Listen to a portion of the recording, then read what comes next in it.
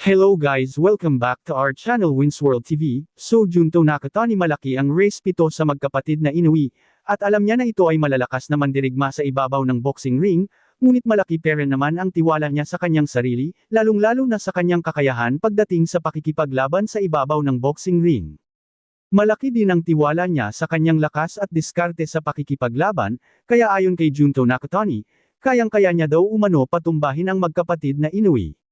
Maingay at matunog na ang planong pagkasa ng bigating sikat na promoter na si Bob Arum, sa laban ng dalawang Japanese boxer at parihas undefeated world champion, ito ay sina current undisputed N4 World Division Champion Naoya Inoue at current WBC World Bantamweight Champion Junto Nakatani.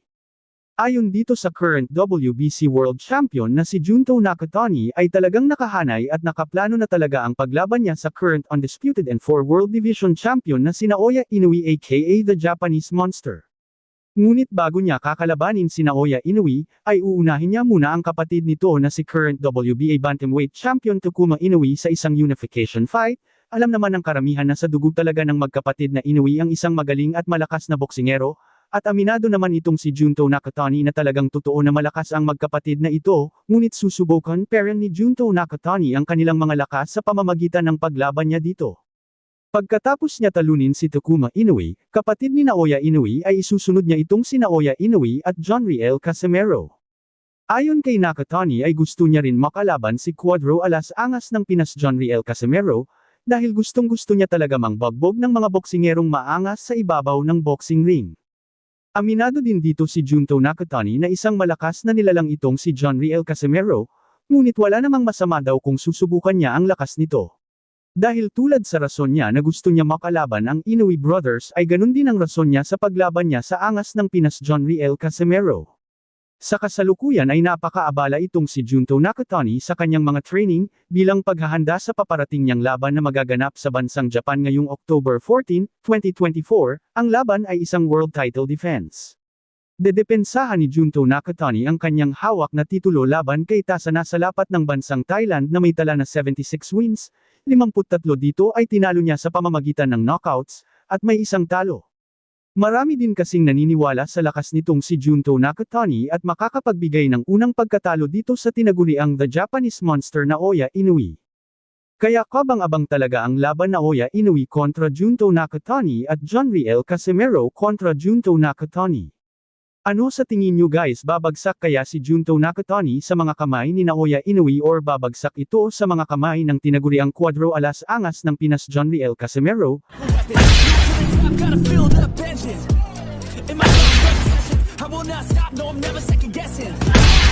Dagdag pa sa ating mga balita.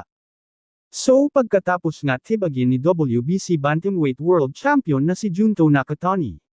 Sa round 1, itong si Vincent De Acero Astrolabio, ay tila naging daan ito para itong si Junto Nakatani ang nakahanay na naman na gusto makalaban ni former 3 World Division Champion, Cuadro Alas Angas ng Pinas Jonriel Casimero, dahil alam naman ng karamihan na ang laban ni Naoya Inoue versus Jonriel Casimero ay medyo malabo na mangyari, dahil talagang hindi pinapansin ni Naoya Inoue itong si Cuadro Alas Angas ng Pinas Jonriel Casimero kahit ano pa ang gawin niyang pagpapapansin dito.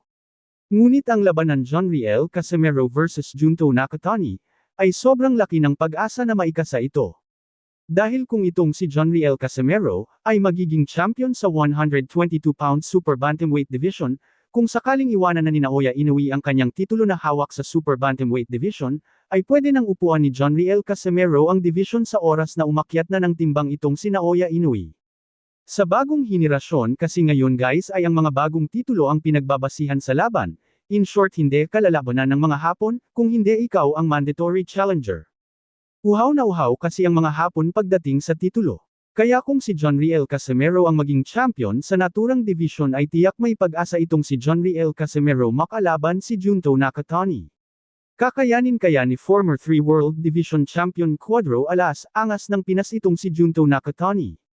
Halina't panoorin natin sabay-sabay ang mga knockout highlights ni Junto Nakatani, kung gaano nga ba kalakas ito.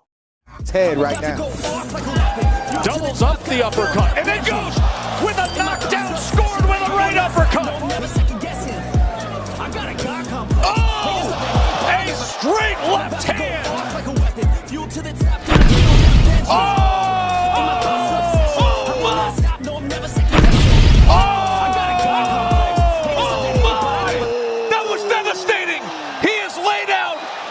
Thank you for watching. Salamat sa inyong panunood.